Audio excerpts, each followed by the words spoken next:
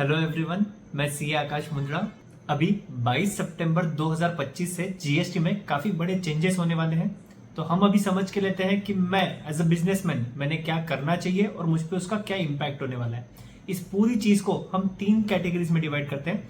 Number 1, पहले मेरा product ये टैक्सेबल था, यानी उस पर पहले 5%, 12%, 18% या 28% ऐसा कोई टैक्स लगता था जीएसटी का। अब वो एग्जम्प्ट हो गया है, नील हो गया है। नंबर 2, मेरा पहले टैक्स रेट 5, 12, 18 या 28 था, अब उसका रेट बढ़ के 40% हो गया है। या नंबर 3, पहले मेरा टैक्स रेट 12%, 18% या 28% था, जो अब घट के 5% हो चुका है। तो अब हम सबसे पहले ये समझते हैं कि पहले मेरा प्रोडक्ट टैक्सेबल था और आज अब वो नील हो जाएगा, यानी 22 तारीख के बाद वो नील हो जाएगा, यानी उस पर कोई टैक्स नहीं लगेगा।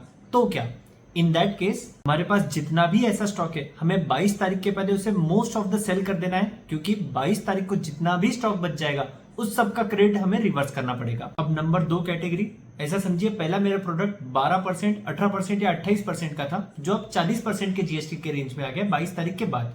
तो हमें ऐसे प्रोडक्ट्स के लिए जो परचेसिंग है वो स्लो कर देनी है और 22 तारीख के बाद परचेसिंग करनी है, जिससे हमें ज्यादा से ज्यादा क्रेडिट मिल पाएगा। और नंबर 3, पहले समझिए मेरा प्रोडक्ट 5%, 18% या 28% पे था, अब वो कम होके 5% या 18% हो गया है। तो ऐसे स्टॉक्स का हमें 22 तारीख से पहले ज्यादा से ज्यादा परचेसिंग करना है, जिससे हमारे पास उतने ही अमाउंट में ज्यादा से ज्यादा क्रेडिट जमा हो पाए। और यही क्रेडिट यूटिलाइज जब हम 22 तारीख के बाद करेंगे सेल के ऊपर, तो हमें जीएसटी कम भरना पड़ेगा।